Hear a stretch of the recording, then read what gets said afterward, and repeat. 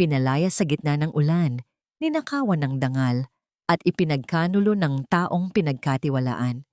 Habang nagpapakasasa si Isabela sa karangyaan, si Marisol ay itinapon na parang basura sa kalsada. Ngunit ang isang inang sugatan ay hindi susuko. Sa pagbagsak ng bawat patak ng ulan, sisibol ang isang panunumpa. Ang katotohanan ay hindi kailanman mababaon sa limot. Sino nga ba ang tunay na reyna ng tahanan? At hanggang kailan mananatiling bulag ang pusong nasilaw sa huwad na ningning? Huwag mong isiping porket ipinagkatiwala sa iyo ni Renato, ang mga bata ay kapantay mo na kami, Marisol. Isa ka lang hamak na katulong. Isang basurang pinulot sa kalsada na kahit kailan ay hindi magiging bahagi ng pamilyang ito. Ang mga salitang yon ni Isabela ay parang matatalim na liyab na humiwa sa katahimikan ng malawak na sala. Kasunod nito ang tunog ng pagbagsak ng bagong luto at mainit pang suman sa makintab na sahig, ang paboritong kakanin ni Renato na maagang niluto ni Marisol para maging baon nito sa biyahe patungong Singapore. Sa halip na pasasalamat, ang pagkaing pinaghirapan niya ay tinapaktapakan pa ng suot na mamahaling takong ni Isabela hanggang sa maging durog na masa ito sa ibabaw ng marmol. Nakatayo lang doon si Marisol, nanginginig ang mga kamay habang yakap-yakap ang maliit na unan ng bunsong anak ni Renato na si Toby. Kanina lang ay masaya niyang tinatahi ang punit na bahagi ng unan dahil alam niyang hindi makakatulog ang bata nang wala iyon. Ang bawat tahi ay puno ng pagmamahal. Bawat hibla ng sinulid ay alay sa katahimikan ng mga paslit na itinuring na niyang sariling dugo at laman. Ngunit sa isang iglap, ang pagmamahal na yon ay tinumbasan ng pandidiri at pang-aapi. Parang may malaking bara sa kanyang lalamunan. Gusto niyang sumigaw, gusto niyang ipaliwanag na wala siyang ibang hangad kundi ang kabutihan ng mga bata, ngunit walang boses na lumalabas sa kanyang mga labi. Ang tanging naririnig niya ay ang mabilis na tibok ng sariling puso na tila isang batingaw ng pighati. Ang bawat pintig ay nagdadala ng hapdi na gumagapang sa kanyang buong pagkatao. Pakiramdam ni Marisol ay unti-unting naglalaho ang hangin sa paligid at ang liwanag sa loob ng mansyon ay tila nagiging kulay abo. Sa kabilang dako, ilang metro lamang ang layo mula sa mansyon, sa loob ng isang madilim na silid sa tapat na apartment, nakatitig si Renato sa screen ng kanyang tablet. Bakas sa kanyang mukha ang matinding pagkalito at kirot. Ang bawat eksenang nakikita niya sa pamamagitan ng nakatagong kamera ay hindi tumutugma sa malambing at maunawaing Isabela na kilala niya. Nakita niya ang bawat pag-atake, bawat pangungutya, at ang tahimik na pagtangis ng babaeng palaging pinagbibintangan ni Isabela ng masama. Pinanood ni Renato kung paano tinalikuran ni Isabela si Marisol nang may kasamang mapang-uyam na tawa, habang ang huli ay dahan-dahang lumuhod sa sahig upang pulutin ang mga nadurog na pagkain. Ang bawat butil ng kanin na pinupulot ni Marisol ay tila mga piraso ng kanyang sariling dangal na pilit niyang isinasalba sa gitna ng kahihiyan. Ang katahimikan ni Marisol ay mas nakakabingi kaysa sa anumang sigaw, isang uri ng pagdurusa na tanging ang mga taong sanay sa hirap at sakripisyo lamang ang nakakaunawa. Bumalik ang tingin ni Renato sa tablet nang mapansin ang muling paggalaw ni Isabela. Pumasok ito sa kusina at may kinuha sa pinakailalim na bahagi ng cabinet. Isang maliit na bote na walang label. Ang kanyang puso ay tila tumigil sa pagtibok nang makitang dahan-dahang naglalakad si Isabela patungo sa silid ng mga bata. Bit-bit ang boteng iyon at isang baso ng gatas. May kakaibang kislap sa mga mata ng kanyang magiging asawa. Isang kislap na puno ng panganib at lihim na balak. Napahawak si Renato sa kanyang dibdib. Tila may libu-libong karayom na tumutusok sa kanyang balat. Ang tanong na kanina pa bumabagabag sa kanya ay muling umalingaw-ngaw. Sino-sino nga ba ang mga taong nasa loob ng kanyang tahanan? Ang anghel ba na kanyang pinakamamahal ay isa palang mapanirang bagyo at ang katulong na kanyang pinaghihinalaan ay ang tanging kanlungan ng kanyang mga anak? Hindi pa man nakakaalis ang eroplano na dapat ay lulan siya. Naramdaman ni Renato na ang kanyang mundo ay nagsisimula na ring gumuho. Ang dilim sa labas ay tila sumasabay sa dilim na unti-unting bumabalot sa katotohanang matagal niyang hindi nakita. Natigil ang kanyang pag-iisip nang makita niya sa screen si Isabela na dahan-dahang binubuksan ang pinto ng silid ni Toby. Ang maliit na bata ay mahimbing na natutulog, walang kamalay-malay sa aninong papalapit sa kanyang kama. Hawak ni Isabela ang baso ng gatas at sa isang mabilis, ngunit maingat na kilos, ibinuhos niya ang ilang patak ng likido mula sa misteryosong bote patungo sa inumin ng bata. Isang malamig na kilabot ang gumapang sa likuran ni Renato.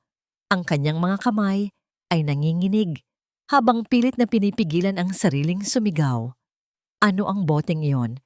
Baka sa mukha ni Isabela ang isang ngangiting hindi para sa isang ina, kundi para sa isang taong may madilim na tagumpay na nakamit. Ang ganda ay isang sandata, ngunit ang kasinungalingan ang tunay na korona ng isang reynang tulad ko. Isang malamig na ngiti ang sumilay sa mga labi ni Isabela habang pinagmamasdan ang sarili sa malaking salamin sa pasilyo. Wala na ang mga luhang ipinakita niya kay Renato kanina. Ang kanyang mukha na tila isang maamong anghel sa harap ng kanyang binihag na kasintahan ay nagbago na ang anyo. Ang bawat guhit ng kanyang mukha ay puno na ngayon ng pagmamalaki at kasakimang matagal niyang ikinubli sa ilalim ng mga mamahaling kolorete.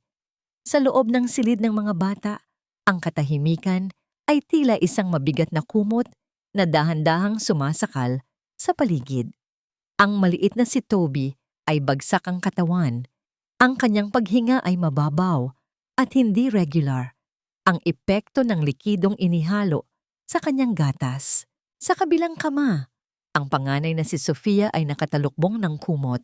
Nanginginig sa takot dahil sa presensya ng babaeng dapat sana ay magiging bagong ina niya, ngunit tila isang halimaw sa kanyang paningin. Mula sa kusina, naririnig ni Marisol ang mararahas na yabag ni Isabela patungo sa pintuan ng mansyon. May kakaibang kaba na humahaplos sa dibdib ni Marisol. Ang kanyang instinct bilang isang babaeng dumanas na ng maraming bagyo sa buhay ay nagsasabing may parating na panganib. Hawak pa rin niya ang tahi-tahing unan. Ang kanyang daliri ay dahan-dahang hinahaplos ang telang sako na naging saksi sa kanyang mga lihim na dalangin. Ito ang kanyang golden moment, ang tanging sandali kung saan nararamdaman niyang may halaga pa siya. Ang bango ng sanggol na nakakapit sa tela ay nagbibigay sa kanya ng lakas na huwag sumuko. Biglang narinig ang tunog ng pagpihit ng trangka ng pintuan. Hindi ito ang malumanay na pagpasok ni Renato. Ito ay isang mapangahas at pamilyar na pagdating. "Baby, are you there? Is the coast clear?" Isang baritonong boses ang umalingaw-ngaw sa malawak na sala. Pumasok si Marco, ang lalaking matagal nang itinatago ni Isabela sa likod ng kanyang mga kasinungalingan. Agad siyang sinalubong ni Isabela ng isang mahigpit na yakap at isang halik na puno ng pagtataksil. Walang pag-aalinlangan, tila ba sila ang may-ari ng bawat sulok ng mansyong yon. "You're so late, Marco. Kanina pa nakaalis ang tangang yun." Ani Isabela habang tumatawa, ang kanyang boses ay puno ng pangungutya kay Renato. "He really believed I was going to miss him. If only he knew how much I've been waiting for this moment to finally bring you here." Mula sa apartment sa tapat, ang mga kamao ni Renato ay nakadiin na sa mesa hanggang sa mamuti ang kanyang mga buko-buko. Ang bawat salitang lumalabas sa bibig ni Isabela ay tila isang laso na dumadaloy sa kanyang mga ugat. Ang babaeng binalak niyang pakasalan, ang babaeng pinagkatiwalaan niya ng kanyang mga anak, ay kasalukuyang nagdiriwang kasama ang ibang lalaki sa mismong tahanan kung saan sila bumuo ng mga pangarap. Ang sakit ay hindi lamang basta hapdi. Ito ay isang malalim at nakakabulag na pagkabigo. Paano yung mga bata? Tanong ni Marco habang nilalapag ang kanyang jacket sa mamahaling sofa. Don't worry about them. Toby is sound asleep thanks to my little magic drops. And Sophia, she's too scared to even breathe. Sagot ni Isabella sabay abot ng isang baso ng alak kay Marco. At ang katulong, I locked her in the kitchen area. She's useless anyway. Sinubukan ni Marisol na itulak ang pinto ng kusina, ngunit totoo ngang nakakandado ito mula sa labas. Ang kanyang puso ay nagsimulang kumabog ng mabilis. Narinig niya ang tawanan ng dalawa sa sala, ang kalansing ng mga baso, at ang usapan tungkol sa paglipat ng mga ari-arian ni Renato sa pangalan ni Isabella. Ngunit hindi ang pera ang iniisip ni Marisol. Ang nasa isip niya ay ang maputlang mukha ni Toby at ang nanginginig na mga mata ni Sofia. Lumapit si Marisol sa maliit na bintana ng kusina na nakaharap sa hardin. Ang ulan ay nagsisimula nang pumatak. Ang bawat butil ay tumatama sa bubungan ng yero na lumilikha ng isang malungkot at nakakatakot na ritmo. Sa gitna ng ingay ng ulan, isang kakaibang tunog ang narinig ni Marisol mula sa itaas, mula sa silid ng mga bata. Hindi ito boses, hindi ito tawa. Ito ay ang tunog ng isang bagay na mabigat na bumagsak sa sahig, kasunod ng isang mahinang ungol-ungol na tila humihingi ng saklolo. Ang katawan ni Marisol ay nanigas. Alam niyang may hindi magandang nangyari. Sa screen ni Renato, nakita rin niya ang paggalaw sa silid ni Toby. Ang bata ay nahulog mula sa kama at ngayon ay nangingisay sa sahig. Ang kanyang maliit na katawan ay tila kinakapos ng hininga habang ang bula ay nagsisimulang lumabas sa kanyang mga labi. Isabella, ang bata. Yimesigaw ni Marisol habang hinahampas ang pinto ng kusina, ngunit ang kanyang tinig ay nilalamon ng malakas na tawanan ni na Isabella at Marco sa kabilang bahagi ng bahay. Napatingin si Renato sa screen, ang kanyang mga mata ay nanlilisik sa takot at galit. Nakita niyang dahan-dahang tumayo si Sofia at lumapit sa kanyang kapatid. Ang kanyang mukha ay puno ng matinding sindak. Sa sala, patuloy ang sayawan ni na Isabella at Marco. Walang kamalay-malay o marahil ay walang pakialam sa nagaganap na trahedya sa itaas. Isang matalim na kidlat ang gumuhit sa kalangitan na nagbibigay ng panandaliang liwanag sa madilim na silid ni Toby. Doon, sa ilalim ng malamig na liwanag, nakita ni Renato ang isang bagay na mas lalong nagpatindig ng kanyang balahibo. Isang anino, ang dahan-dahang lumalapit sa bintana ng silid mula sa labas, kahit na nasa ikalawang palapag ito. Nessie, wag mo akong hawakan. Wala akong kinuha. Parang awa mo na, Isabella. Kailangang matingnan si Toby. May sakit ang bata. Ang boses ni Marisol ay gumaralgal, punong-puno ng desperasyon, habang pilit siyang nagpupumiglas sa mahigpit na pagkakahawak ni Marco sa kanyang magkabilang braso. Ngunit ang bawat pagsusumamo niya ay tila ibinabato lamang sa isang pader na bato. Sa harap niya, si Isabella ay nakatayo ng may gilas. Isang mapanirang ngiti ang nakapinta sa kanyang mga labi, habang dahan-dahang iwinawagayway ang isang kumikinang na kwintas na brilyante. The evidence is right here, Marisol. Huwag ka nang magmalinis. You're a thief, and thieves don't deserve to stay in this house. Malamig na binitawan ni Isabella ang mga salitang ito. Bawat kataga ay tila isang palasong may lason. Dinala ni Marco si Marisol patungo sa malaking pintuan ng mansyon. Sa bawat hakbang, naramdaman ni Marisol ang bigat ng kawalang katarungan. Ang kanyang puso ay tila pinipiga ng isang higanting kamay. Hindi dahil sa takot para sa kanyang sarili, kundi dahil sa matinding pag-aalala sa batang naiwan sa itaas. Sa kanyang isipan, paulit-ulit na bumabalik ang imahe ng nangingisay na si Toby. Ang bawat pintig ng kanyang puso ay nagsusumamo ng katarungan, ngunit ang tanging sagot ay ang marahas na pagtulak sa kanya palabas. Pagbukas ng pinto, sinalubong sila ng bagsik ng kalikasan. Ang malakas na bugso ng hangin ay tila isang sampal ng katotohanan, at ang ulan ay bumuhos ng may matinding galit na tila nakikiramay sa pighati ni Marisol. Kinaladkad siya ni Marco hanggang sa labas ng gate, at doon, sa gitna ng maputik na kalsada, marahas siyang itinulak. Ang katawan ni Marisol ay bumagsak sa malamig at malambot na putik. Naramdaman niya ang hapdi sa kanyang mga siko at tuhod, ngunit mas matindi ang hapdi sa kanyang kalooban. Ang kanyang gulanit na damit ay agad na nabasa at ang lamig ng ulan ay gumapang hanggang sa kanyang mga buto. Ito ang unang bahagi ng kanyang kalbaryo, ang itapon na parang basura sa gitna ng isang mapaminsalang unos, habang ang taong dapat ay nagtatanggol sa kanya ay nanonood lamang mula sa malayo. Sa loob ng apartment sa tapat, ang mga mata ni Renato ay nanlalaki sa bawat eksenang nakikita niya sa screen. Nakita niya ang pagbagsak ni Marisol sa putik at ang kanyang dibdib ay sumikip. Gusto niyang tumakbo, gusto niyang sumigaw. Ngunit ang kanyang katawan ay tila naging yelo sa tindi ng halo-halong emosyon, galit, pagsisisi at takot. Ang kanyang mga kamay ay nanginginig habang hawak ang tablet, at ang bawat patak ng ulan sa screen ay tila luha na dumadaloy mula sa kanyang sariling mga mata.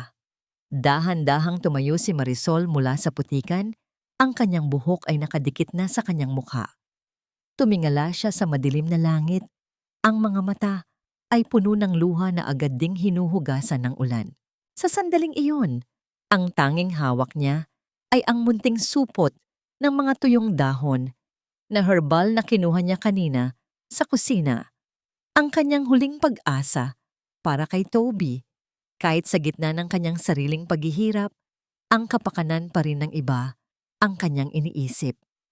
Ito ang kanyang golden moment, isang larawan ng wagas na sakripisyo sa gitna ng pinakamadilim na sandali ng kanyang buhay. Isabela, buksan mo ang gate! Ang bata, may usok sa itaas. Ang sigaw ni Marisol ay muntik nang malunod sa dagundong ng kulog, ngunit tama siya. Mula sa kanyang kinatatayuan sa labas ng gate, lumingon siya sa ikalawang palapag ng mansyon. Doon, sa bintana ng silid ni na Toby at Sofia, isang makapal at maitim na usok ang dahan-dahang gumagapang palabas na tila isang itim na kamay na sumasakal sa liwanag. Ang pangalawang bugso ng shock ay tumama kay Marisol na tila isang kidlat. Ang takot na nararamdaman niya para sa sarili ay naglaho at napalitan ng isang desperadong lakas. Nakita niya sa bintana ang anino ni Sofia na pilit na kinakatok ang salamin. Ang mukha ng bata ay puno ng matinding sindak, habang ang apoy sa loob ay nagsisimula ng magliwanag. Si Renato, mula sa kanyang pinagtataguan, ay nakita rin ang usok sa screen. Ang kanyang puso ay tila huminto sa pagtibok. Ang silid ng kanyang mga anak ay nagliliyab, at ang babaeng pinagkatiwalaan niya ay abala sa pakikipaghalikan kay Marco sa sala. Walang kamalay-malay sa panganib. Hindi ang mga anak ko.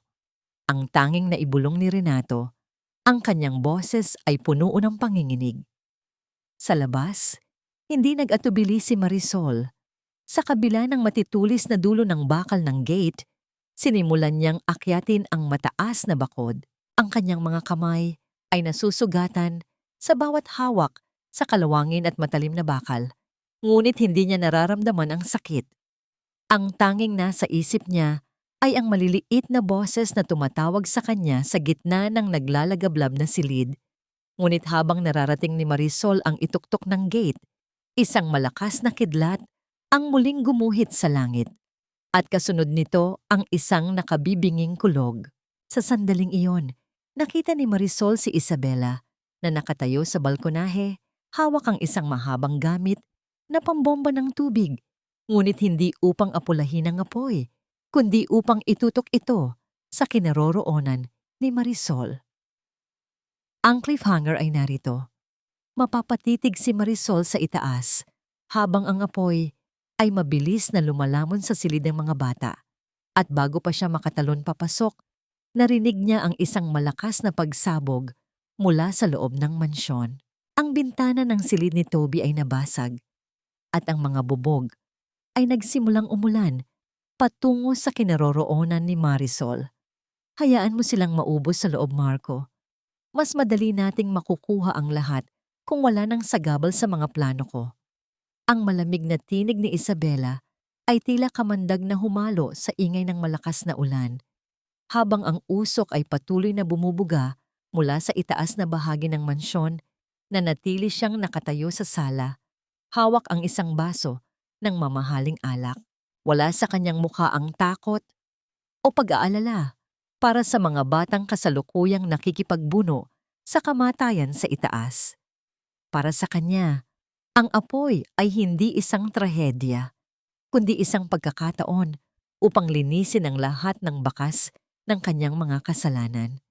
Sa labas ng gate, ang mga palad ni Marisol ay dumadaloy na ang dugo, ang matatalim na dulo ng bakal, at ang mga bubog mula sa nabasag na bintana ay humihiwa sa kanyang balat. Ngunit tila wala na siyang nararamdamang sakit. Ang bawat hapdi ay tila kurot lamang kung ihahambing sa matinding takot na nararamdaman niya para kina Toby at Sofia. Sa gitna ng dilim at ulan, ang kanyang katawan ay naging mitya ng isang desperadong lakas.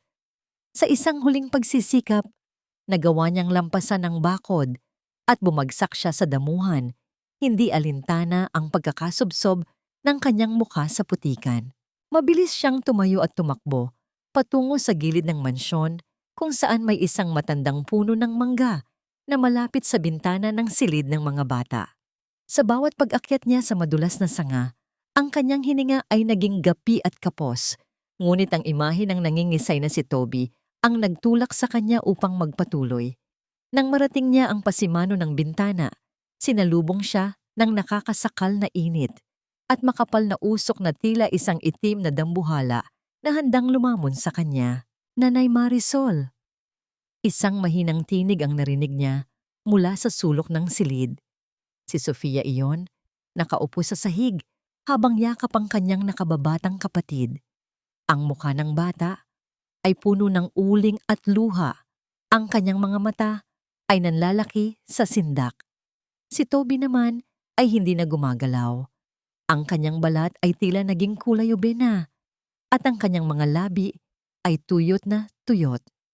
Agad na lumapit si Marisol sa kanila. Hinubad niya ang kanyang basang bandana at itinakip sa ilong ni Sofia. "Huwag kang bibitiw, Sofia. Nandito na si nanay," bulong ni Marisol habang mabilis na sinusuri ang kalagayan ni Toby. Naramdaman ni Marisol ang matinding init mula sa katawan ng sanggol. Alam niyang hindi lamang usok ang kalaban nila. Ang lason na ibinigay ni Isabela ay kasalukuyang sumisira sa sistema ng bata. Sa kabutihang palad, ang maliit na supot ng mga herbal na dahon na kinuha niya sa kusina ay nananatiling nakasabit sa kanyang baywang. Kinuha niya ang mga tuyong dahon ng sambong at alugbati. Dinurog ang mga ito sa kanyang mga palad hanggang sa lumabas ang katas at dahan-dahang ipinahid sa noo, leeg at dibdib ni Toby. Sa apartment sa tapat, ang mga kamay ni Renato ay nakadiin sa screen ng tablet hanggang sa manginig ang kanyang buong braso. Nakikita niya ang lahat. Ang sakripisyo ni Marisol na kahit duguan ay pilit na inililigtas ang kanyang mga anak, at ang katotohanang ang babaeng ito na itinuring niyang hamak na katulong ang tanging nagbibigay ng pag-asa sa gitna ng impyerno. Ang kanyang puso ay punong-puno ng hiya at pagsisisi. Nakita niya kung paano dahan-dahang huminga ng malalim si Toby matapos mailapat ang mga herbal na lunas ni Marisol. Isang himala sa gitna ng naglalagablab na apoy. Ngunit ang kanyang kagalakan ay panandalian lamang. Sa kabilang screen na nakatutok sa pasilyo, nakita ni Renato si Isabela. Wala na rito ang kanyang kabit na si Marco. Hawak ni Isabela ang isang matalim na letter opener isang matulis na bagay na gawa sa tanso. Ang kanyang mukha ay parang isang demonyong wala nang balak pang magtago. Narinig niya ang ingay sa loob ng silid ni Toby at Sofia. At alam niyang may taong nanghimasok sa kanyang plano. Dahan-dahang naglakad si Isabela patungo sa pintuan ng silid. Ang kanyang mga yabag ay hindi naririnig dahil sa dagundong ng kulog sa labas. Ang bawat hakbang niya ay puno ng determinasyong tapusin ang sinumang saksi sa kanyang kadiliman. Sa loob ng silid, abala si Marisol sa pagbabalot kay Toby sa isang basang kumot upang ilabas ito sa bintana, habang si Sofia ay nakakapit sa kanyang binti. Hindi nila alam na ang panganib ay wala na sa apoy, kundi nasa likod na ng pintuan. Mamatay man kayong lahat, basta makuha ko ang yaman ni Renato. Ang huling na ibulong ni Isabela bago niya dahan-dahang pinihit ang trangka ng pinto. Napatigil si Marisol, naramdaman niya ang malamig na presensya mula sa likuran. Lumingon siya at nakita ang anino ni Isabela na unti-unting bumubukas ang pinto. Ang matulis na tanso ay kumikinang sa ilalim ng liwanag ng apoy. Akala mo ba ay magiging bayani ka sa paningin nila? Sa bahay na ito, ang salita ko ang batas, at ang buhay ninyo ay hawak ko sa dulo ng aking mga daliri. Ang boses ni Isabela ay hindi na ang malambing na himig na nakasanayan ni Renato. Ito ay isang matalas na bulong na tila nanggagaling sa kailaliman ng lupa, puno ng puot at kawalan ng awa. Habang ang apoy sa paligid ay dahan-dahang lumalamon sa mga kurtina at mga laruan, nakatayo si Isabela sa gitna ng usok. Ang kanyang anino ay tila isang halimaw na sumasayaw sa dingding. Ang matulis na tanso sa kanyang kamay ay kumikinang, sumasalamin sa bawat pagsiklab ng apoy na unti-unting pumapalibot sa kanila. Sa kabilang bahagi ng silid, nakayakap si Marisol sa dalawang bata. Ang kanyang likod ay nakaharap kay Isabela, nagsisilbing kalasag laban sa panganib. Naramdaman ni Marisol ang init ng apoy sa kanyang balat. Ngunit mas matindi ang lamig na dulot ng presensya ng babaeng nasa likuran niya. Ang kanyang puso ay tila isang ibon na pilit kumakawala sa kanyang dibdib. Ngunit sa kabila ng takot, nanatiling matatag ang kanyang mga bisig na nakapulupot kina Toby at Sofia. Mula sa apartment sa tapat, ang mga mata ni Renato ay nakapako sa screen. Ang kanyang buong pagkatao ay nalulunod sa isang dagat ng pagsisisi. Nakikita niya ang bawat butil ng pawis at dumi sa mukha ni Marisol, ang bawat bahid ng dugo sa kanyang mga kamay na kanina pa niya hinuhusgahan. Ang hiya ay tila isang lason na dahan-dahang pumapatay sa kanyang kaluluwa. Paanong naging bulag siya sa loob ng mahabang panahon? Paanong mas pinaniwalaan niya ang mga mapanlinlang na salita kaysa sa mga tahimik na gawa ng pagmamahal? Ang bawat pintig ng kanyang puso ay tila isang sumbat, isang paalala ng kanyang sariling kahangalan. Sa gitna ng tensyon at usok, isang mahinang himig ang dahan-dahang namutawi sa mga labi ni Marisol. Ito ang kanyang golden moment, isang sandali ng wagas na kapayapaan sa gitna ng nagngangalit na unos. Sinimulan niyang awitin ang isang lumang oyayi, ang kanta na palaging inaawit ng namayapang asawa ni Renato sa mga bata. Ang kanyang tinig, bagamat nangangatog, ay puno ng isang uri ng pag-ibig na hindi kayang tapatan ng anumang yaman. Sa bawat nota, tila humuhupa ang takot ni Sofia at ang mabilis na paghinga ni Toby ay nagsisimulang kumalma. Napatigil si Isabela, ang kanyang mga mata ay nanlaki sa galit nang marinig ang awitin. "Tumahimik ka, huwag mong gamitin ang boses na yan," sigaw niya. Ang kanyang mukha ay nababalot ng matinding pagkasuklam. Ang oyayi ay tila isang sumpa sa kanyang pandinig, isang paalala ng lahat ng bagay na hindi niya kailanman magiging pag-aari. Ang tunay na pagkalinga at ang pagmamahal na hindi nabibili. Sa screen ni Renato, ang kanyang mundo ay tila huminto nang marinig ang kantang iyon. Ang kanyang mga luha ay tuluyan ng bumuhos, Binabasa ang kanyang mga pisngi habang ang kanyang bibig ay bahagyang nakabukas sa gulat. Iyon ang kanta ni Maria, ang kanyang yumaong asawa. Sa mga sandaling iyon, hindi nakatulong ang nakikita niya kay Marisol. Nakikita niya ang kaluluwa ng isang inang handang ibigay ang lahat para sa kanyang mga anak. Ang kanyang bulag na puso ay biglang nakakita ng liwanag, isang masakit na liwanag na nagpapakita ng lahat ng kanyang pagkakamali. Hindi na nakapagpigil si Renato. Binitawan niya ang tablet at mabilis na tumakbo patungo sa pintuan ng apartment. Ang bawat hakbang niya sa pasilyo ay tila isang pakikipagkarera sa kamatayan. Ang kanyang hininga ay gapi. Ang kanyang isipan ay punong-puno ng mga imahe ni na Marisol at ng kanyang mga anak na naliligiran ng apoy at ng isang demonyo. Sa loob ng silid, itinaas ni Isabela ang kanyang kamay. Ang matulis na tanso ay nakaturo na sa dibdib ni Marisol. Tapos na ang pagpapanggap mo, Marisol. Sasama ka sa mga batang ito sa impyerno. Hinarap ni Marisol si Isabela. Ang kanyang mga mata ay walang bakas ng pagsuko.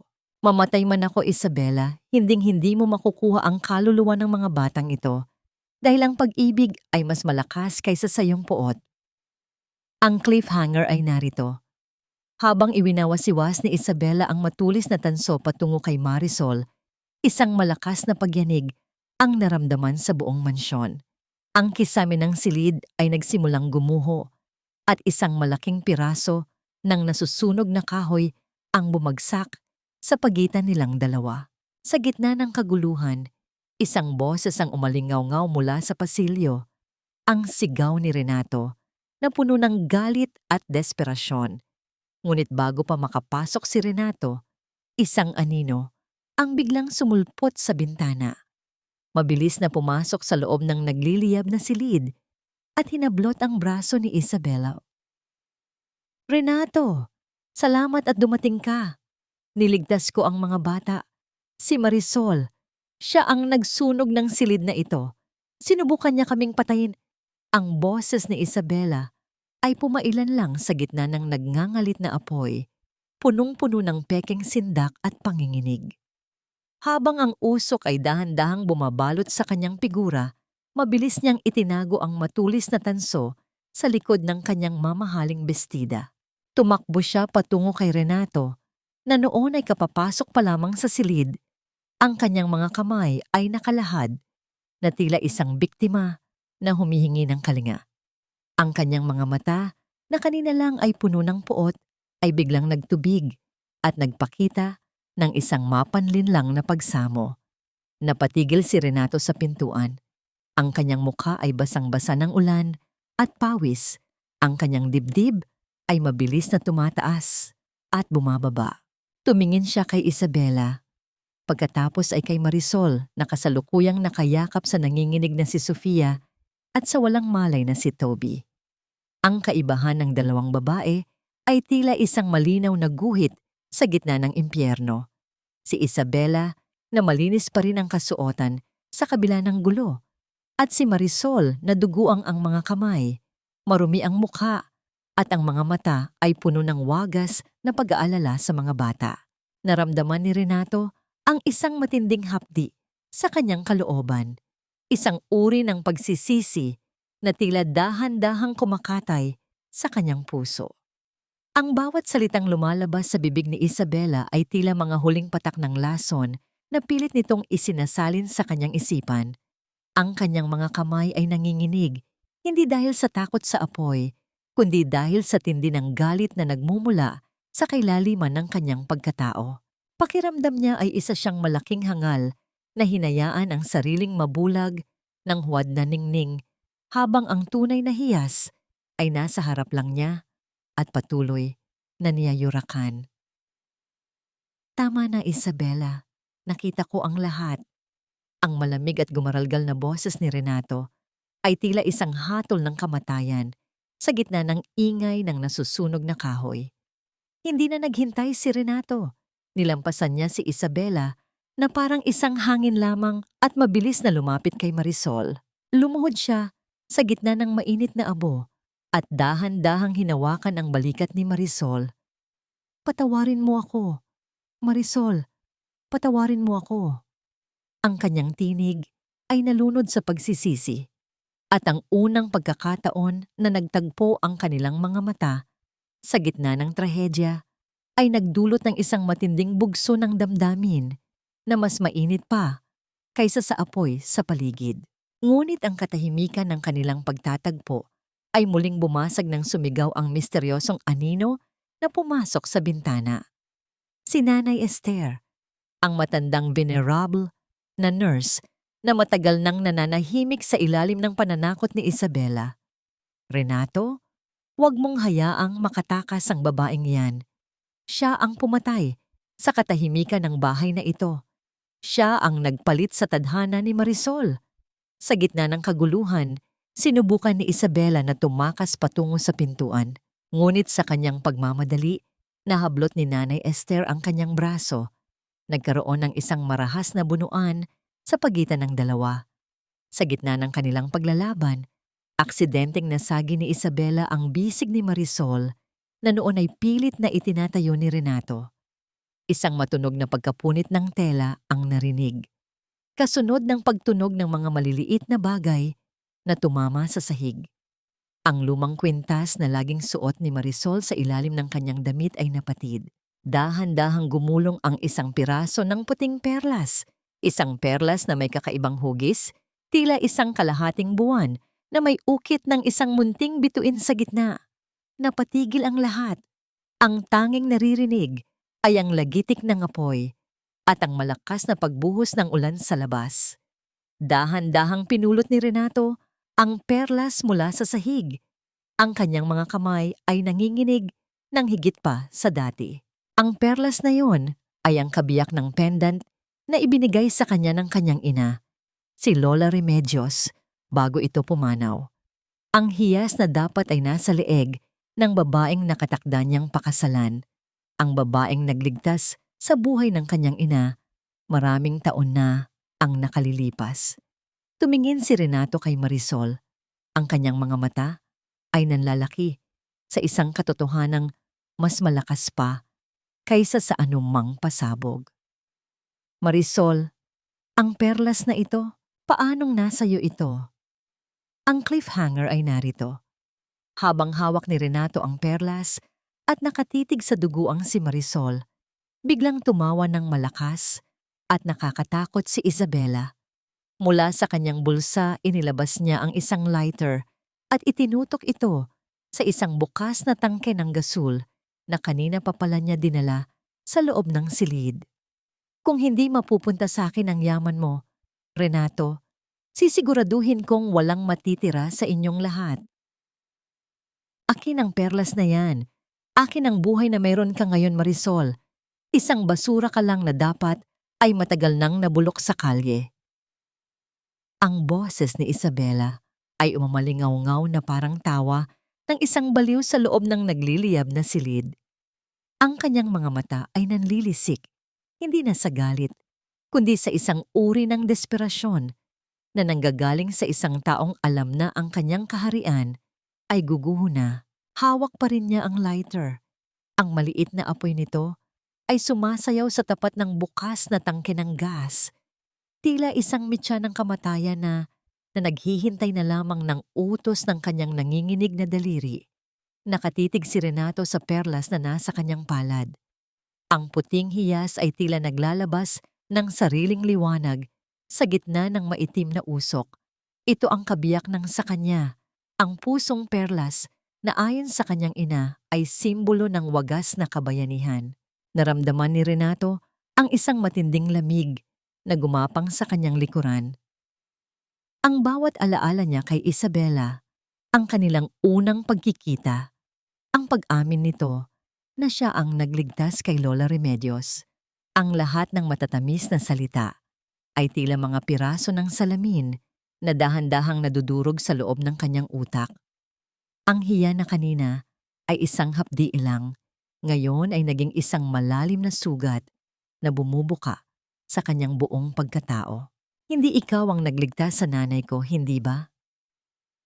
Ang boses ni Renato ay mababa, gumaralgal at puno ng panganib. Dahan-dahan niyang inihakbang ang kanyang paa patungo kay Isabela, hindi alintana ang apoy na humahaplos sa kanyang laylayan. Ang perlas na ito, hindi ito ninakaw ni Marisol. Ito ay sa kanya mula pa noong una. Ikaw ang nagnakaw ng kanyang buhay. Napatigil ang paghinga ni Marisol. Ang kanyang mga kamay na nakayakap pa rin sa mga bata ay nanginginig. Ang katotohanang matagal na niyang ibinaon sa limot, ang lihim na hindi niya kailanman inakalang mabubunyag, ay narito na sa harap niya.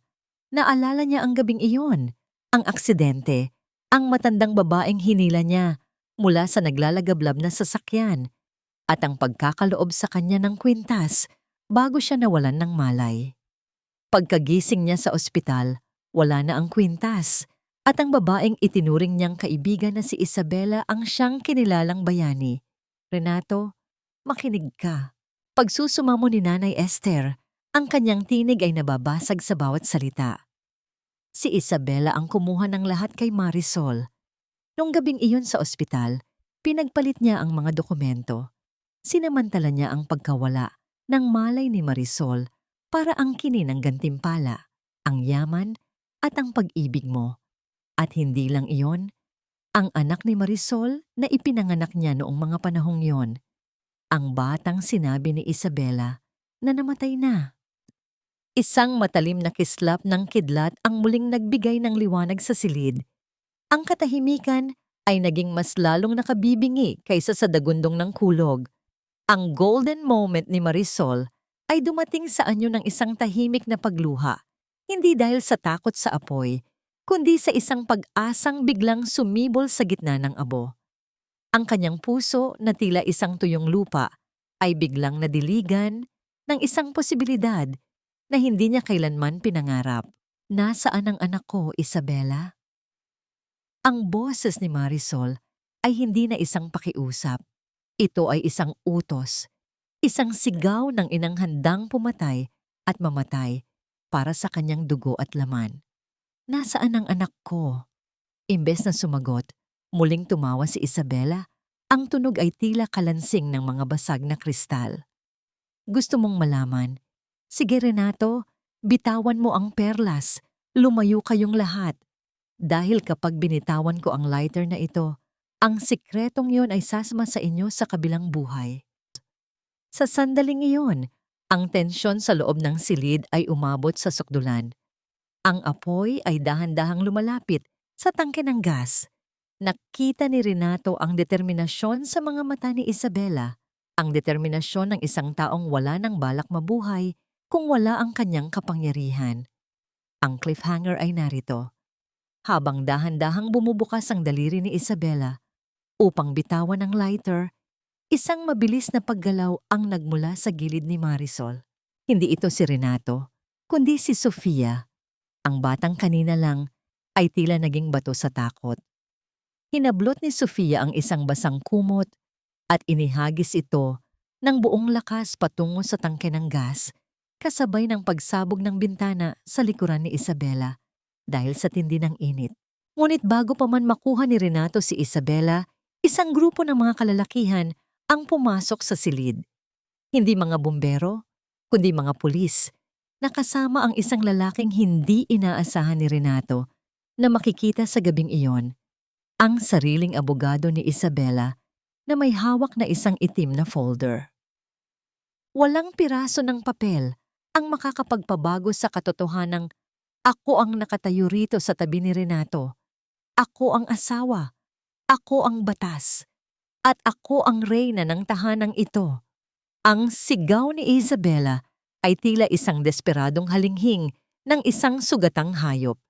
Habang ang mga bumbero ay nagsisimula ng apulahin ang apoy sa labas, ang loob ng silid ay nananatiling balot ng makapal na usok ng puot. Nakatayo si Attorney Ramos, ang lalaking matagal na naging anino sa mga ilegal na transaksyon ni Isabela. Bitbit ang isang itim na folder na tila isang hatol mula sa langit. Ang bawat pahina sa loob nito ay selyadong katotohanan, Mga dokumentong hindi kayang sunugin ng anumang apoy.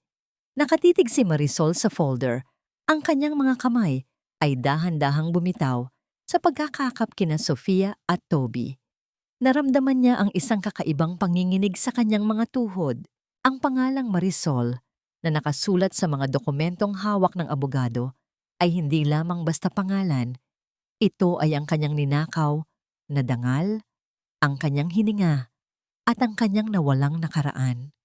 Ang bawat pintig ng kanyang puso ay tila isang mabigat na hakbang patungo sa isang katotohanang matagal niyang kinatatakutan ngunit higit na kinasasabikan. Masyado ka ng maraming sinirang buhay, Isabela. Ang boses ni Attorney Ramos ay malamig at puno ng paninindigan. Narito ang orihinal na birth certificate mula sa ospital kung saan nanganak si Marisol 10 taon na ang nakalilipas. At narito rin ang pirma mo, ang dokumento kung saan mo binili, ang katahimikan ng mga saksi para palabasing patay na ang sanggol. Isang matalim na hapdi ang gumuhit sa dibdib ni Marisol. Ang golden moment ng kabanatang ito ay ang kanyang tahimik na pag-ungol, isang tunog ng pagkawasak at pagkabuo ng sabay. Ang pait ng 10 taong pangungulila ay biglang naging isang matinding galit na nagpatayo sa kanya. Lumapit siya kay Isabela. Ang kanyang mga mata ay nanunuot. Tila ba kaya niyang basahin ang bawat kasinungalingang nakatago sa ilalim ng balat nito. Binili mo ang anak ko?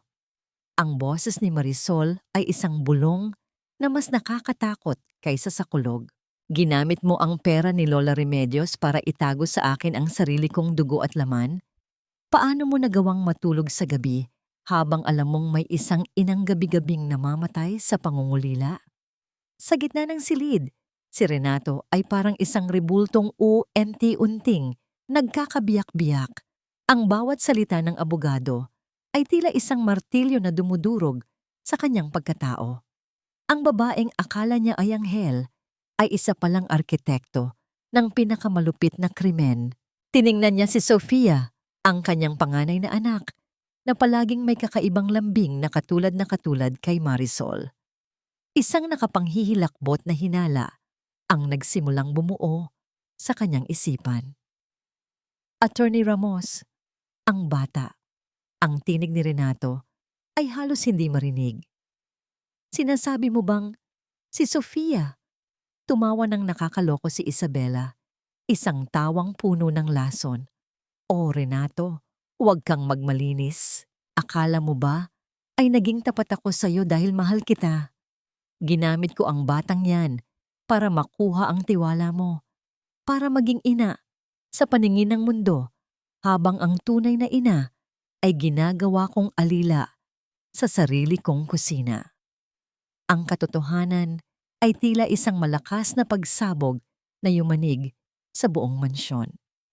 Nanlaki ang mga mata ni Marisol habang nakatingin kay Sofia, ang batang palaging tumatawag sa kanya ng Nanay Marisol. Sa tuwing sila ay magkasama, ang batang palaging humihingi ng kanyang yakap sa gitna ng gabi. Ito ang kanyang nawawalang anak. Ang munting perlas na simbolo ng kanyang kabayanihan ay muling kumislap sa kamay ni Renato. Tila ba ito ang susi na nagbukas sa huling pinto ng misteryo? Ang aking anak. Ang tanging naibulong ni Marisol bago siya tuluyang napaluhod.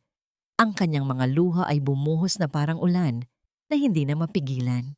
Ngunit bago pa man makalapit si Marisol kay Sofia, mabilis na kumilos si Isabela. Sa isang iglap, hinablot niya ang isang piraso ng basag na salamin mula sa sahig at itinaas ito sa harap ng sarili, tila ginagamit bilang babala sa sino mang lalapit. Ang kanyang mukha ay puno ng matinding desperasyon at ang kanyang mga mata ay nagliliyab sa galit. Walang makakakuha sa akin. Walang makakakuha sa yaman ko, sigaw ni Isabela habang dahan-dahang umaatras patungo sa balkonahe kung saan makikita pa ang mahihinang apoy na kumikislap sa paligid. Ang cliffhanger ay narito. Habang umaatras si Isabela, isang malakas na tunog ng pagkabali ng kahoy ang narinig mula sa sahig ng balkonahe. Ang bahagi ng mansyon na pinahina ng apoy ay nagsimulang gumuho.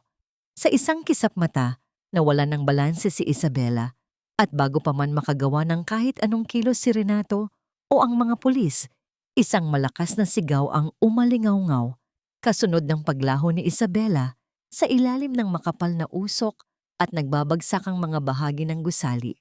Ngunit ang mas malaking gulat ay ang reaksyon ni Sofia. Ang bata ay hindi umiyak, kundi dahan-dahang lumapit kay Marisol at hinawakan ng dugo ang kamay nito. Sabay bulong ng mga salitang nagpatigil sa mundo ng lahat. Alam ko po, nanay. Matagal ko na pong alam. 10 taon ng aking buhay ang ninakaw mo, Isabela. 10 taon na bawat gabi ay dinuduyan ko ang isang anino, habang ang tunay kong anak ay nasa ilalim ng iyong malupit na palad. Ang boses ni Marisol ay tila isang malalim na hibla ng pighati na humihiwa sa katahimikan ng gabi. Habang ang mga bumbero ay patuloy na binubuhusan ng tubig ang natitirang apoy sa balkonahe, si Marisol ay nakaluhod pa rin sa sahig, mahigpit na nakayakap kay Sofia. Ang bawat patak ng ulan na pumapasok mula sa nabasag na bintana ay humahalo sa kanyang mga luha. Mga luhang 10 taon na niyang itinatago sa likod ng bawat paglilinis ng bahay at pagluluto para sa ibang tao. Naramdaman ni Marisol ang panginginig ng maliit na katawan ni Sofia.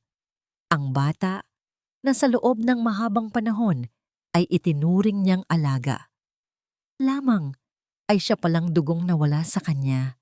Isang matinding pagsisisi ang bumalot sa kanyang puso, hindi dahil sa siya ay nagkulang, kundi dahil sa hapdi ng katotohanang ang sarili niyang anak ay nakita siyang inaapi sa loob ng maraming taon. Ang bawat haplos ni Marisol sa buhok ng bata ay puno ng paghingi ng tawad, isang tahimik na panunumpa na hinding-hindi na muling magkakaroon ng distansya sa pagitan nila. Sofia, anak ko, patawarin mo si nanay, bulong ni Marisol. Ang kanyang tinig ay tila isang marupok na kristal. Dahan-dahang humiwalay si Sofia sa yakap at tumingin sa mga mata ni Marisol. Ang kanyang mga mata ay hindi nakakikitaan ng takot, kundi ng isang uri ng katapangan na hindi dapat taglay ng isang bata. Dahan-dahang itinaas ni Sofia ang kanyang maliit na kamay at pinunasan ang dumi sa pisngi ni Marisol. Narinig ko po sila, nanay. Panimula ni Sofia. Ang boses ay seryoso at malungkot. Noong isang gabi, narinig ko po si Tita Isabela na kausap si Marco. Sabi niya, "Huwag kang mag-alala.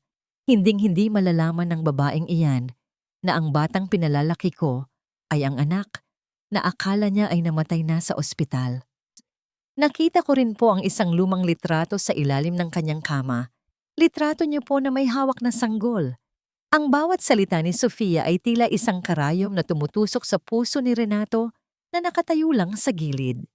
Ang hiya na nararamdaman niya ay tila isang malaking pader na naghihiwalay sa kanya sa pamilyang sinira niya dahil sa kanyang pagkabulag. Lumapit siya ng dahan-dahan. Ang kanyang mga yabag ay mabigat at puno ng pag-aalinlangan. Nang maabot niya ang kinaroroonan ng mag-ina, dahan-dahan siyang lumuhod.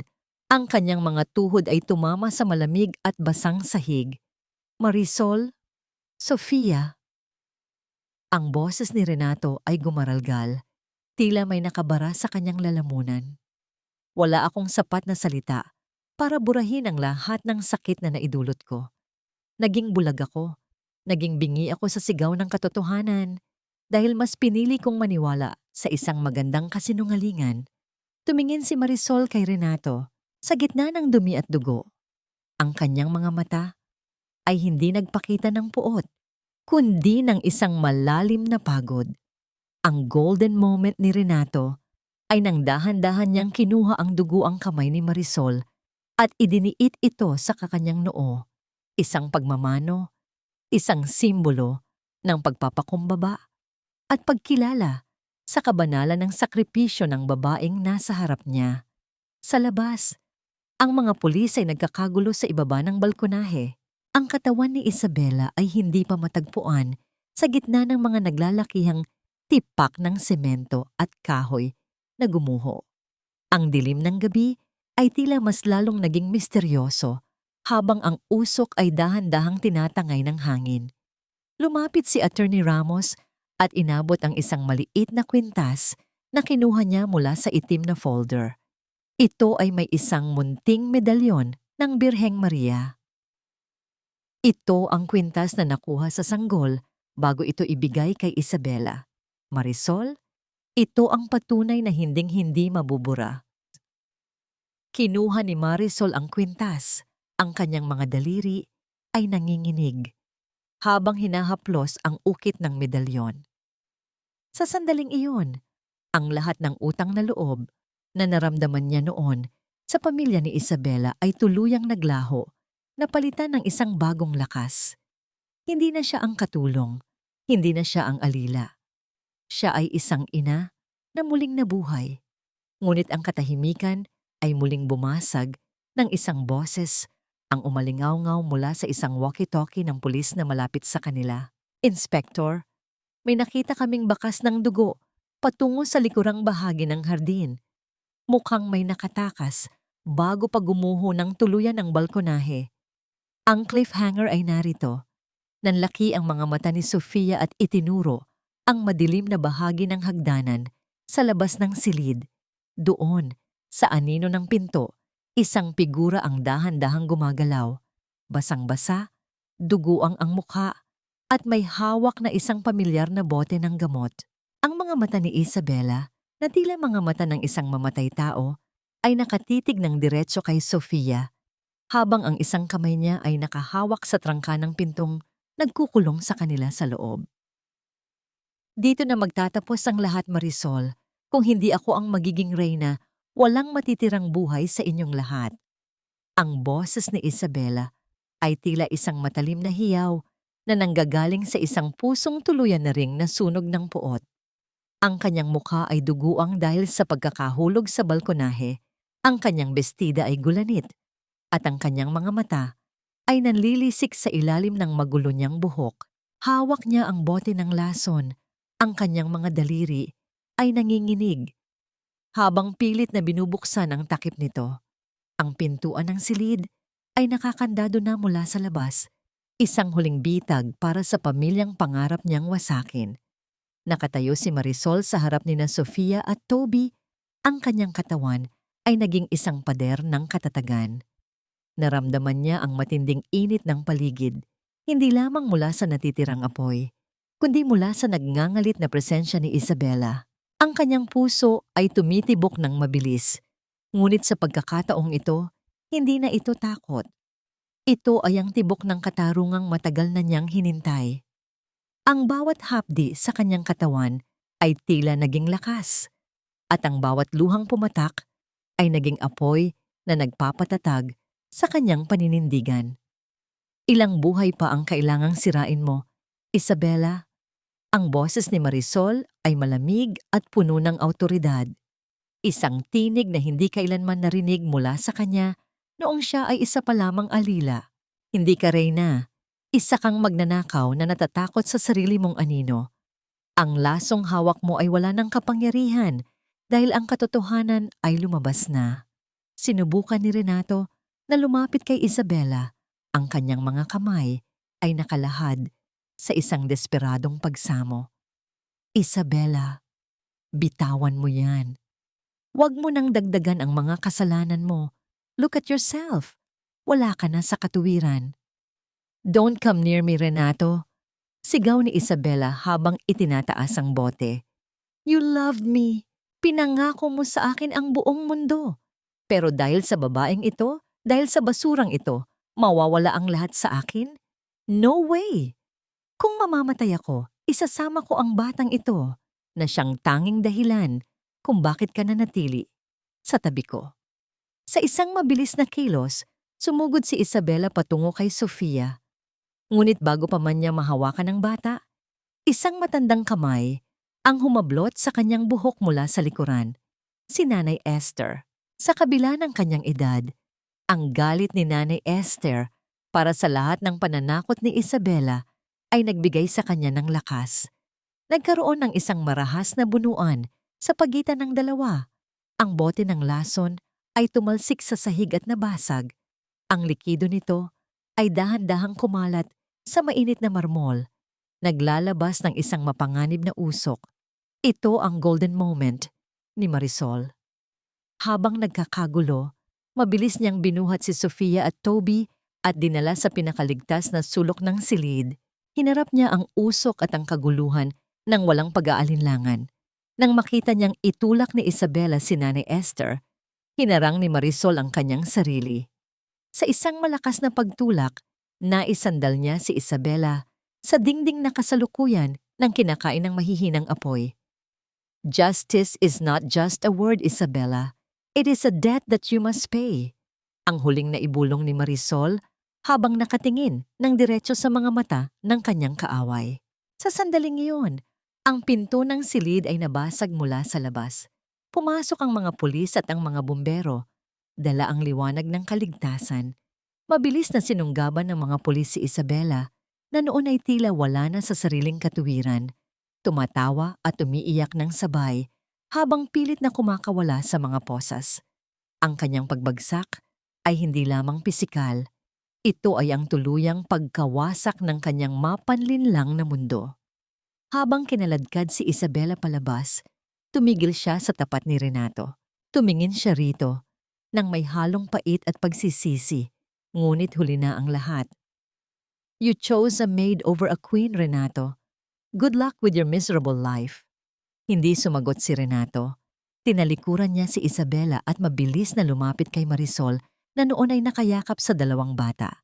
Ang katahimikan sa loob ng silid ay muling bumalik, maliban sa mahinang tunog ng mga bumbero sa labas.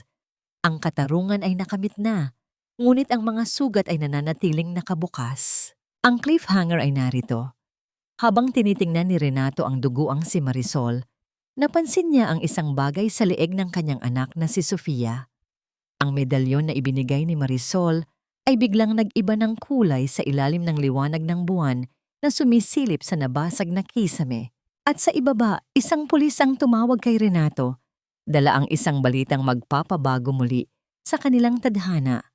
Sir, hindi lang si Isab. Hindi sapat ang salitang patawad para punan ng mga sugat na ako mismo ang gumawa sa iyong puso, Marisol. Ang boses ni Renato ay parang isang marupok na bulong na dahan-dahang gumagapang sa malamig na pasilyo ng ospital, habang ang amoy ng gamot at ang puting liwanag ng paligid ay nagbibigay ng isang payapang pakiramdam. Ang kalooban ni Renato ay punong-puno ng bagyo. Nakatitig siya sa mga kamay ni Marisol na balot ng puting benda, mga kamay na hindi nag-atubiling humawak sa nagbabagang kahoy para lamang iligtas ang kanyang mga anak. Ang bawat hibla ng gasa ay tila isang sumbat sa kanyang pagkatao, isang paalala ng kanyang kawalang katarungan at pagkabulag. Nakatayo si Marisol sa tabi ng bintana, pinagmamasdan ang dahan-dahang pagsikat ng araw matapos ang isang gabing puno ng lagim. Ang kanyang mukha ay maputla, bakas ang pagod at puyat, ngunit ang kanyang mga mata ay may kakaibang kislap, isang uri ng kapayapaang ngayon lamang niya'y naramdaman. Sa loob ng silid, mahimbing na natutulog si Sofia at ang batang si Toby na ligtas na sa kapahamakan. Ang bawat hininga ng mga bata ay tila isang himig ng tagumpay para sa kanya. Ang golden moment ni Marisol ay nang dahan-dahan niyang hinawakan ang malamig na salamin ng bintana. Damang-dama ang init ng araw na tila isang haplos ng pag-asa. Dahan-dahang lumapit si Renato at muling lumuhod sa harap ni Marisol. Sa gitna ng maraming tao sa pasilyo, hindi alintana ang kanyang katayuan sa buhay. Ang kanyang hiya ay wala na sa kanyang mukha kundi nasa kanyang buong kaluluwa. Ang bawat luhang pumatak mula sa kanyang mga mata ay tila isang paghuhugas sa kanyang mga kasalanan. Marisol, naging alipin ako ng aking sariling hinala. Mas pinahalagahan ko ang panlabas na anyo kaysa sa busilak mong kalooban. Patawarin mo ako kung naging dahilan ako ng iyong pagdurusa. Ang pagsamo ni Renato, ang kanyang tinig ay gumaralgal sa tindi ng emosyon. Tumingin si Marisol sa kanya at sa isang sandali, ang lahat ng pait at galit ay tila natunaw. Renato, ang pagpapatawad ay hindi ibinibigay dahil nararapat ang isang tao, kundi dahil ang puso ay kailangan ng lumaya. Hindi ko na kailangan ang iyong luhod, ang kailangan ko ay ang panunumpa mong hinding-hindi mo na muling hahayaang mabulag ang iyong puso ng kahit na sinong tao. Sa gitna ng kanilang pag-uusap, lumapit si Inspector Garcia, ang pulis na namumuno sa investigasyon. Ang kanyang mukha ay seryoso. Hawak ang isang folder na puno ng mga bagong impormasyon. Sir Renato, Marisol, kailangan ninyong makita ito. Ang batang nakita namin sa sasakyan ni Marco. May dalang mga dokumento ang bata. Hindi lang si Sofia ang kinuha ni Isabela, 10 taon na ang nakalilipas. Napatigil ang tibok ng puso ni Marisol. Ano ang ibig mong sabihin, Inspektor? Si Sofia ay may kambal, Marisol. Isang lalaki. Paliwanag ng inspektor habang ipinapakita ang isang lumang birth certificate. Ang batang si Toby na pinalaki ni Renato ay hindi ang tunay na anak ni Maria. Siya ang kambal ni Sofia. At ang batang nakita namin sa sasakyan ni Marco, siya ang tunay na anak ni Renato at Maria na balak sanang ibenta ni Isabela sa ibang bansa para tuluyan ng maputol ang koneksyon ni Renato sa kanyang nakaraan. Ang katotohanan ay tila isang malakas na hampas ng alon na nagpabagsak muli sa katuwiran ni Renato. Ang buong buhay niya ay naging isang malaking kasinungalingan na binuo ni Isabela. Ang batang itinuring niyang anak ay anak pala ni Marisol at ang tunay niyang anak ay itinago at muntik nang mawala ng tuluyan. Ang ironclad cause-effect chain ng kasamaan ni Isabela ay naging mas malinaw na ngayon, isang masalimuot na plano upang kontrolin ang lahat ng yaman at emosyon ni Renato. Lumapit ang isang babaeng pulis. Karga ang isang batang lalaki na may parehong mga mata ni Renato at ang pamilyar na hugis ng ilong ni Maria. Ang bata ay takot, nanginginig at nagtatago sa balikat ng pulis. Nang makita ni Marisol ang bata at pagkatapos ay tumingin kay Toby na natutulog sa loob, ang lahat ay tila nagkaroon ng paliwanag. Ang kanyang kambal, ang pamilyang akala niya ay nawala na, nang tuluyan ay narito na sa harap niya sa isang paraang hindi niya kailanman inasahan. Ang cliffhanger ay narito. Habang dahan-dahang lumalapit si Renato sa kanyang tunay na anak, biglang nagkaroon ng kaguluhan sa dulo ng pasilyo. Isang nurse ang sumigaw at narinig ang mabilis na yabag ng mga paa. Ang screen ng monitor sa silid nina Sofia at Toby ay biglang naglabas ng isang mahaba at tuwid na tunog. Isang senyales na ang isa sa mga bata ay biglang tumigil ang pagtibok ng puso. At sa gitna ng kaguluhan, isang pamilyar na boses ang narinig mula sa intercom ng ospital. Isang boses na dapat ay nasa loob na ng rehas. Hindi pa tapos ang laro, Renato. May iniwan akong huling regalo sa loob ng katawan ni Toby.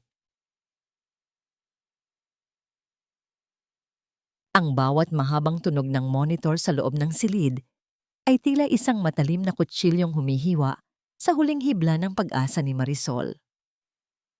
Ang katahimikan sa loob ng ICU ay bumasag sa isang nakakangilong ingay, isang tuwid at walang katapusang huni na nagpapahiwatig na ang puso ni Toby ay tumigil na sa pagtibok. Nagkagulo ang mga nurse at doktor. Ang kanilang mga yabag ay mabilis at punong-puno ng pagmamadali habang pilit na ibinabalik ang buhay sa maliit na katawan ng bata.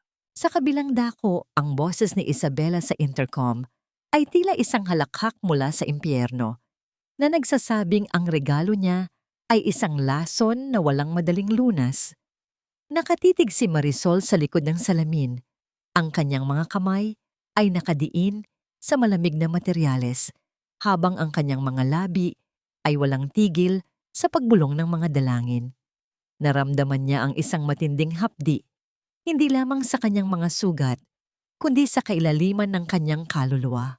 Ang golden moment ni Marisol ay nang dahan-dahan siyang pumasok sa silid sa kabila ng pagpigil ng mga bumbero at nurse.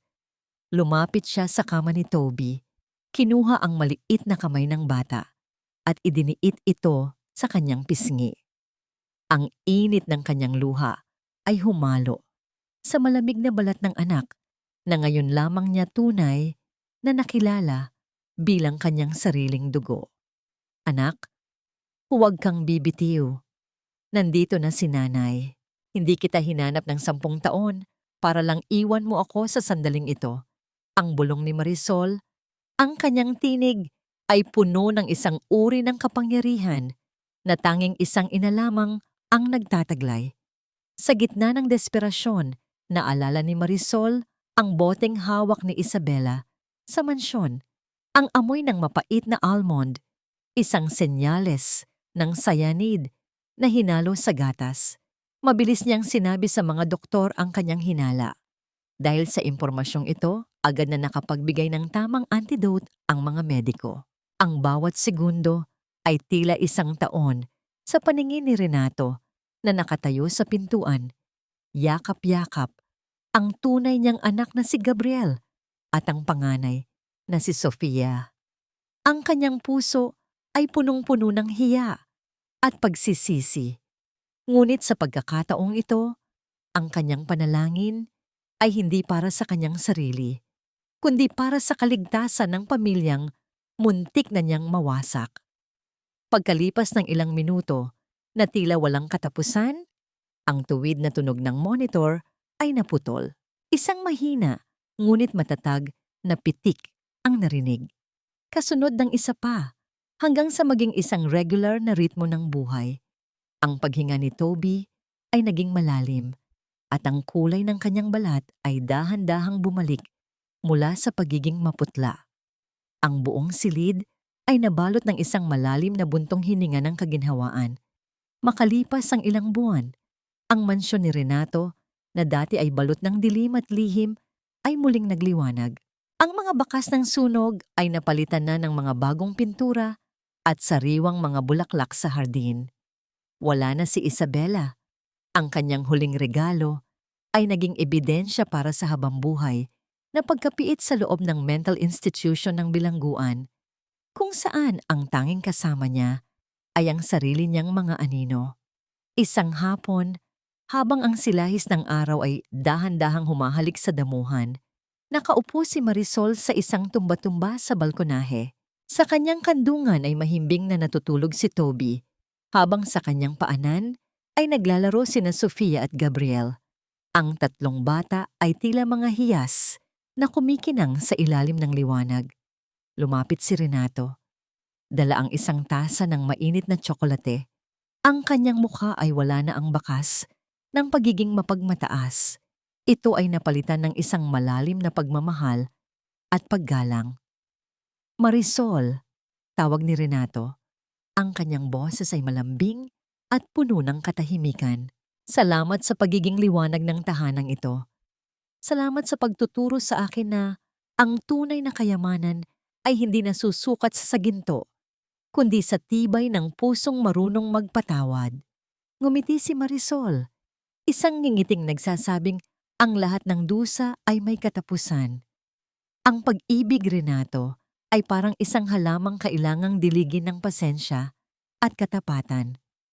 Ngayong narito na tayong lahat, wala na akong mahihiling pa. Ang cliffhanger ng huling kabanata ay isang matamis na pangako. Dahan-dahang lumapit ang 3 bata at sabay-sabay na yumakap sa binti ni Marisol. Nanay! Ang sabay-sabay nilang tawag. Ang salitang iyon ay umalingaw-ngaw sa buong hardin, tila isang awit ng tagumpay.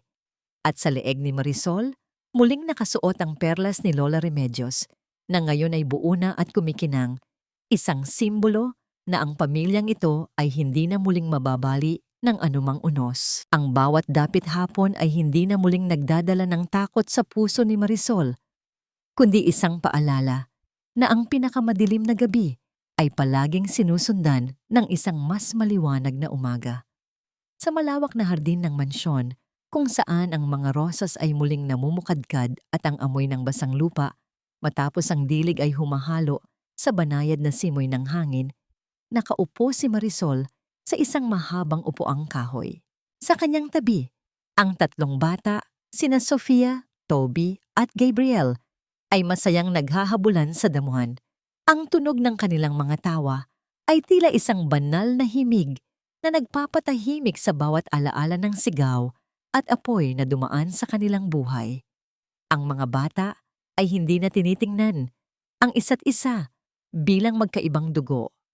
Sila ay naging iisang pamilya sa ilalim ng pagkalinga ng isang babaeng tinawag nilang lahat na nanay.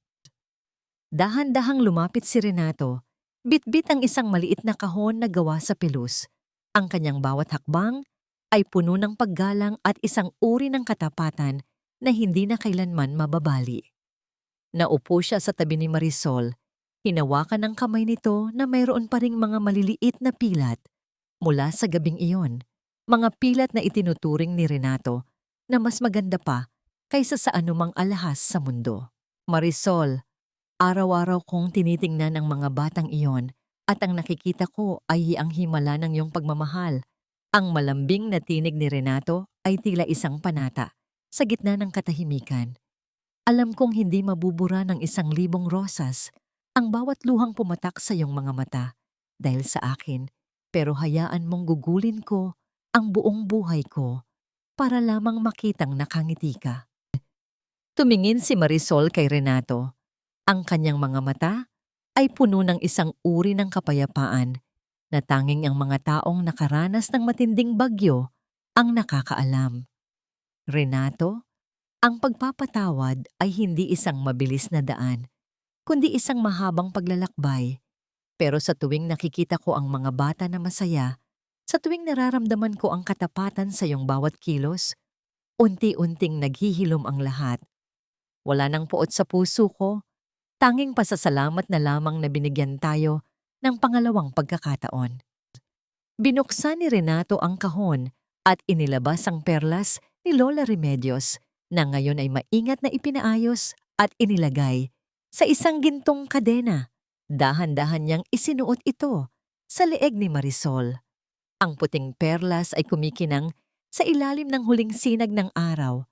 Tila sumasalamin sa busilak na kaluluwa ng babaeng tunay na nagmamay-ari nito. Sa sandaling iyon, dahan-dahang isinandal ni Marisol ang kanyang ulo sa balikat ni Renato habang ang kanilang mga daliri ay mahigpit na magkahawak. Nakamit na ni Marisol ang tunay na kapayapaan. Ang kanyang buhay na dati ay balot ng anino ng pagiging isang hamak na katulong ay naging isang maningning na halimbawa ng sakripisyo at tagumpay. Natutunan niya na ang tunay na yaman ay hindi matatagpuan sa titulong nakasulat sa papel o sa laki ng isang mansyon, kundi sa lalim ng pagmamahal na kayang magpatawad at muling bumuo ng isang nawasak na tahanan. Ang bawat sugat ng nakaraan ay naging bahagi na lamang ng isang kwentong nagpapatunay na ang kabutihan ay palaging mananaig sa huli. Habang ang araw ay tuluyang lumulubog, ang pamilya ay muling nagsama-sama sa gitna ng hardin. Ang liwanag ng tahanan ay hindi na muling magdidilim dahil ito ay binabantayan ng isang inang dumaan sa apoy para lamang iligtas ang kanyang mga mahal sa buhay. Ang kanilang kwento ay hindi na tungkol sa paghihiganti, kundi tungkol sa pag-asa na palaging may nakalaang biyaya para sa mga pusong marunong maghintay at magmahal ng walang kapalit. Sa huli, ang pag-ibig na nagmula sa isang pusong busilak ang siyang naging pinakamaliwanag na bituin sa kanilang madilim na langit. Isang patunay na ang katotohanan ay kailanman hindi mababaon sa limot. Maraming salamat sa inyong pananatili at pakikinig hanggang sa huling sandali ng kwentong ito. Isang malaking karangalan para sa akin ang makasama kayo sa bawat patak ng luha, sa bawat bugso ng galit, at sa bawat matamis na ngiti ni na Marisol at Reno. Habang binubuo ko ang mga pahinang ito, Lalo na sa mga sandaling dumanas ng matinding kaapihan, si Marisol sa gitna ng unos. Naramdaman ko ang bigat sa aking sariling dibdib. May mga gabi na ang aking panulat ay tila bumabagal dahil sa tindi ng sakit ng bawat eksenang aking inilalarawan. Ang kwentong ito ay hango sa mga munting piraso ng realidad at sa katatagan ng mga inang Pilipina na aking nakilala, mga babaeng handang itaya ang lahat para sa kanilang pamilya, kahit na ang kapalit ay ang sarili nilang kaligayahan. Nais kong iwan sa inyo ang mensahe na ang bawat sugat, gaano man ito kalalim, ay may kakayahang maghilom sa tulong ng panahon at wagas na pag-ibig. Ang pagpapatawad ay parang isang munting binhi. Kailangan itong alagaan ng pag-unawa para sa huli ay mamukadkad ito bilang isang bagong pag-asa. Ngunit bago tayo tuluyang magpaalam, nais kong magtanong sa inyo ng buong katapatan. Kung ikaw ang nasa kalagayan ni Marisol, matapos ang 10 taon ng pagnanakaw sa iyong dangal at pagkatao, kaya mo rin bang buksan ang iyong puso para sa taong naging dahilan ng iyong pagdurusa? O naniniwala ka ba na ang katarungan ay mas matamis kung may kasamang ganap na paglimot? Ibahagi ninyo ang inyong mga saloobin at damdamin sa aming comment section. Ang inyong mga tinig ang nagbibigay ng kulay at buhay sa mga kwentong aming nililikha. Kung ang kwentong ito ay nag-iwan ng bakas sa inyong mga puso, huwag ninyong kalimutang i-like, i-share ang video na ito at mag-subscribe para sa marami pang mga kabanatang puno ng emosyon at aral. Hanggang sa muli nating pagkikita sa susunod na paglalakbay ng ating mga puso. Maraming salamat at pagpalain nawa kayo ng may kapal.